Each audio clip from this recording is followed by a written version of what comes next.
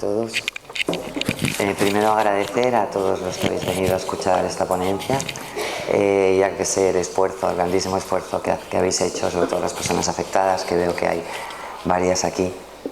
Dar las gracias, por supuesto, al Ayuntamiento, al excelentísimo alcalde, a la concejala y, por supuesto, a Pilar Remiro, que sé lo que le ha costado, el gran esfuerzo y la lucha que ha tenido para llegar a lograr que hoy nos podamos reunir aquí, a tener este ratito, ¿no?, para tener un poquito más de información sobre esta enfermedad. Realmente a mí me toca, bueno, quizá la parte más compleja, pero a la vez también más bonita, es el estudio del cuerpo humano, cómo dañan estos tóxicos a nuestro organismo. Yo lo he tenido que padecer como afectada y luego he tenido el privilegio también de poder estudiar y como médico poder profundizar más en nuestro cuerpo y en nuestro organismo. Soy una verdadera enamorada de nuestro cuerpo y de verdad nuestro cuerpo es absolutamente de una inteligencia impresionante y somos nosotros los que a través del tipo de vida que estamos haciendo estamos impidiendo que de verdad pueda desarrollar todas sus capacidades. Me gustaría, antes de dar la charla, simplemente decir que yo quiero sobre todo que queden claros dos conceptos. Uno es que muchas veces estamos continuamente hablando de la enfermedad de sensibilidad química múltiple, la patología. Yo quiero aclarar un tema, porque cuando se dice eso parece ser que simplemente se trata de un problema del individuo. El organismo está defectuoso y por eso esas sustancias tóxicas dañan a la persona, y no es cierto. Lo estamos igualando como si fuera, por ejemplo, una diabetes. Si nosotros tenemos una diabetes, hay un problema real en el organismo, en el cual nuestro organismo, por supuesto, no puede metabolizar la glucosa, tiene un problema con la insulina, pero la glucosa en sí es una sustancia, no solamente no es mala, sino que es necesaria. Nuestras células no podrían vivir sin glucosa. Eso no es lo mismo que ocurre con esta enfermedad, entre comillas. ¿Por qué? Porque realmente los tóxicos, como la propia palabra lo dice, es un tóxico. Y como tóxico puede hacer daño absolutamente a todo el mundo. ¿Eso quiere decir que cada vez se está convirtiendo esto en una epidemia? ¿Por qué? Pues porque estamos hablando de que hace unos años hablábamos de un 1%, hablábamos de un 5%, ahora estamos hablando de un 15% de la población en diferentes grados. Eso quiere decir que todos, de alguna manera, podemos tener el riesgo de padecer algún día los daños que estos tóxicos pueden hacer en nuestro organismo. Y segundo tema, segundo concepto que quiero que quede muy claro también, es que estos tóxicos dañan a nuestro organismo, pero hay tratamiento. No hay curación, que es distinto, como tampoco la diabetes tiene curación, pero sí tiene tratamiento y eso significa que la calidad de vida mejora enormemente. Es lo que pasa exactamente igual en estas patologías, enfermedades, sensibilidades o como queramos llamarlo. Bueno, he elegido esta charla. ¿Qué podemos hacer en nuestras consultas? Está dirigida a los profesionales de la medicina, pero es una charla bastante sencilla que yo creo que muchas de las personas afectadas, incluso personas que no lo están, pero que tienen un mínimo interés para querer conocer un poco esta enfermedad, yo creo que se va a poder entender bien. Bueno, ya hemos hablado aquí sobre la definición de la sensibilidad química múltiple, volver a recordar que es una de las enfermedades más destacadas entre aquellas cuya causa son los tóxicos ambientales. Es una reacción adversa a niveles ambientales de químicos que bien están contenidos en el aire, en el agua o en los alimentos. A veces a dosis muy pequeñas pueden producir reacciones muy severas. La naturaleza de estas reacciones va a depender, por supuesto, del órgano o tejido afectado. No es lo mismo que afecte al pulmón o al sistema gástrico o al riñón o al hígado. Va a depender también de la naturaleza farmacológica o química de las sustancias implicadas, la duración de la exposición, la concentración, la virulencia. Va a depender, y esto es muy importante, de la susceptibilidad de la persona expuesta. Es decir, ya lo ha hablado antes, me parece, Miguel Jara, sobre lo que hablamos de la carga tóxica, poniendo el ejemplo del vaso, ¿no? El tema es que efectivamente, normalmente cuando los tóxicos entran en nuestro organismo, pasan por la sangre, pasan por el torrente circulatorio, pero tienen una gran afinidad por los tejidos grasos. La mayoría de ellos son lipofílicos, eso quiere decir que son solubles en la grasa. Entonces se depositan, se van depositando, casi todos los órganos del cuerpo tienen grasa, tienen parte de la grasa, Entonces se van depositando ahí y poco a poco esos van haciendo que la carga tóxica en nuestro organismo vaya elevándose, puesto que son muy difíciles de poder eliminar.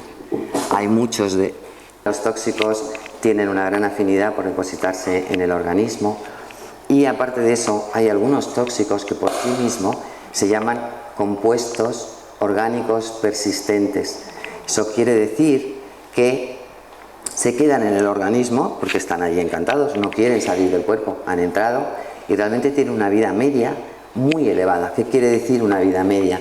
Pues si por ejemplo hoy yo me pongo en contacto con un tóxico, me da igual, un formaldehído, mercurio, cualquiera de los tóxicos que están continuamente en nuestro entorno, y si ese tóxico tiene una vida media, por ejemplo, de 50 años, significa que 50 años después del momento de la exposición, la mitad de la dosis va a seguir dentro del organismo.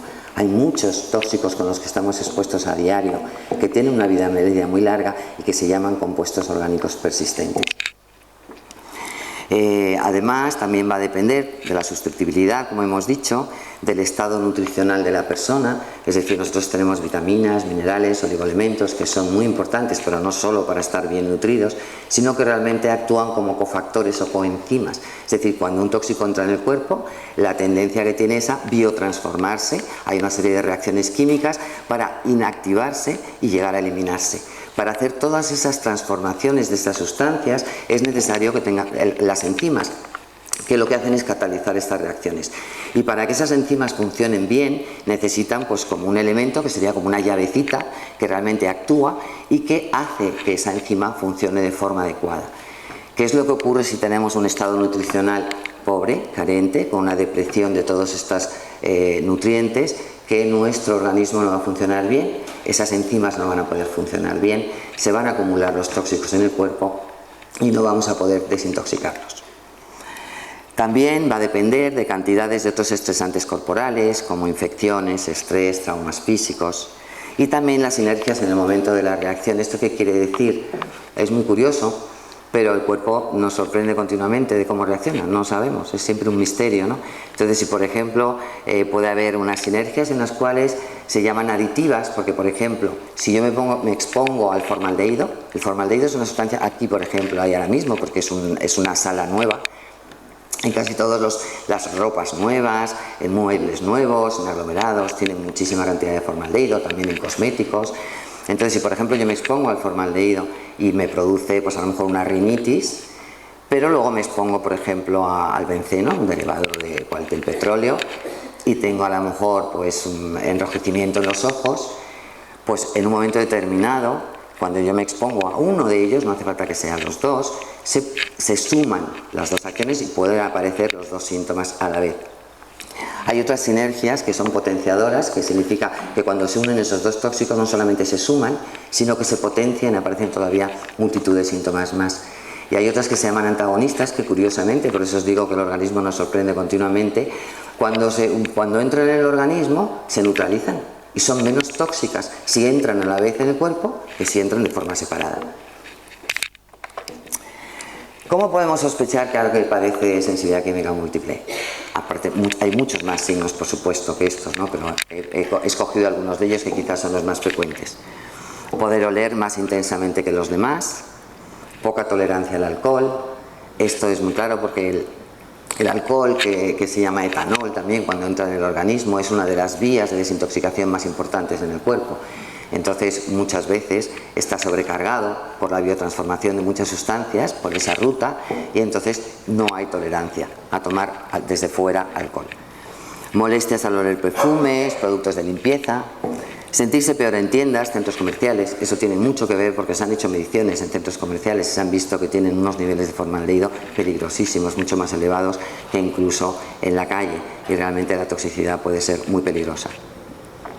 Molestias al tomar ciertas medicaciones, eso suele ocurrir porque en las personas ya con sensibilidad química múltiple suelen haber, quizá por fenómenos epigenéticos que están afectando nuestros genes, pero suele haber una serie de problemas en la metabolización de muchos fármacos. Entonces son personas que normalmente van a consultas, por supuesto se les tacha muchas veces de problemas psiquiátricos, de temas psicológicos, se les da normalmente una benzodiazepina, un ansiolítico, vamos a ver si esto te calma, y vienen a la consulta todavía muchísimo peor, porque incluso con dosis muy pequeñas pueden llegar a tener problemas muy importantes. El desconocimiento que hay en la profesión médica hace que receten con muchísima frecuencia estos medicamentos y realmente nos hemos encontrado con muchísimos problemas por este motivo. También sus reacciones suelen empeorar más en la ciudad que en el campo, lógicamente, a no ser que en el campo estemos cerca de zonas donde estén fumigando. ¿Qué podemos hacer entonces en las consultas médicas? Como os he dicho, está enfocado sobre todo a los médicos. Hace poco, en octubre del año pasado, di una charla en el Colegio de Médicos para profesionales de la medicina y realmente me di cuenta que es que no saben realmente qué hacer, ¿no?, cuando le llega a una persona con sensibilidad química. Lo primero, pues por supuesto, es una buena anamnesis, una historia clínica, pero sobre todo enfocada a detectar posibles contaminantes en su entorno, cosa que ahora lo vamos a ver un poquito más adelante, ¿no?, cosa que normalmente no se tiene en cuenta. Se le entrega el cuestionario de valoración ambiental, con donde se hacen un montón de preguntas, dónde viven, si tienen cerca carreteras, si están cerca de autopistas, si están cerca de zonas industriales. Se le hace el test KESI, que es el test donde es, pues quizá nuestra mejor herramienta ahora mismo para poder diagnosticar a una persona con sensibilidad química múltiple.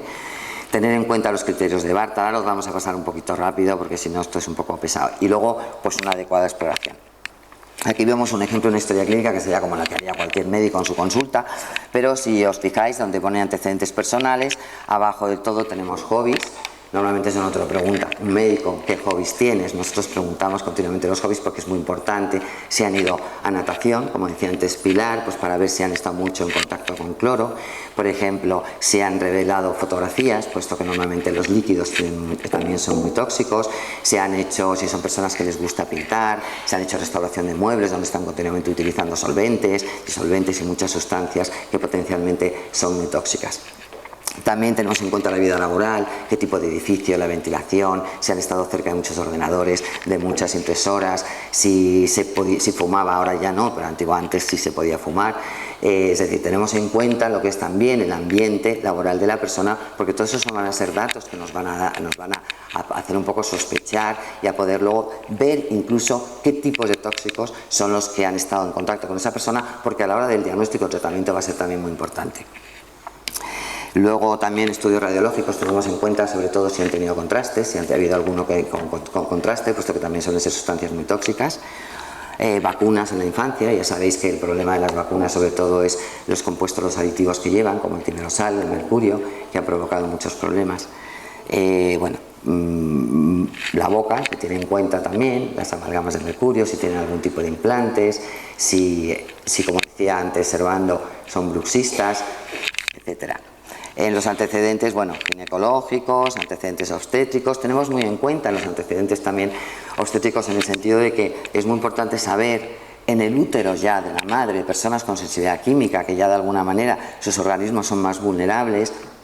Es muy importante conocer la historia de la madre, puesto que ya en el útero han podido estar contaminadas. Si los padres de esa persona afectada han vivido a lo mejor en el campo, han estado en contacto con muchos pesticidas, han fumigado mucho, han tenido que tomar algún medicamento como se daba anteriormente, como es el DES, que es el dietilestilbestrol, que es un